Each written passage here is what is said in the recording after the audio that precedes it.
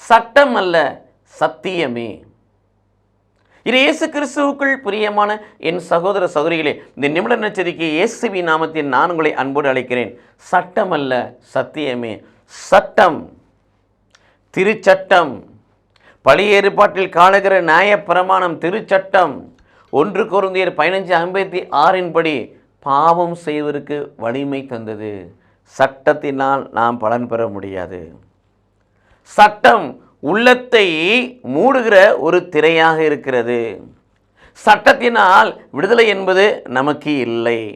சட்டம் அந்த சட்டத்தை அவர்கள் பின்பற்றபடினாலே, சட்டத்தை பின்பற்றி வாழவும் நிலையில் இருந்தபடினாலே அவருடைய கண்களை எல்லாம் பிசாசு குருடாக்கி விசுவாசமற்றவர்களாய் மாற்றி வைத்திருந்தான். 2 கொரிந்தியர் 4:4 படி.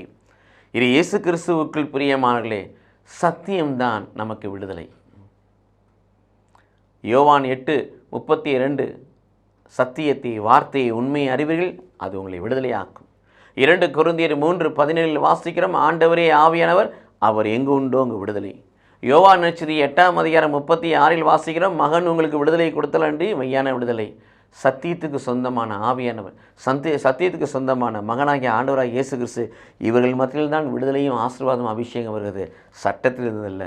ஆகவே தான் நாம் தியானிக்கிறோம், சட்டம் அல்ல, சத்தியமே. சத்தியமே நமது வாழ்வாகட்டும். வார்த்தை நமது வாழ்க்கையை மாற்றட்டும். கடவுள் நம்மை ஆசீர்வதிப்பாராக. ஆமீன்.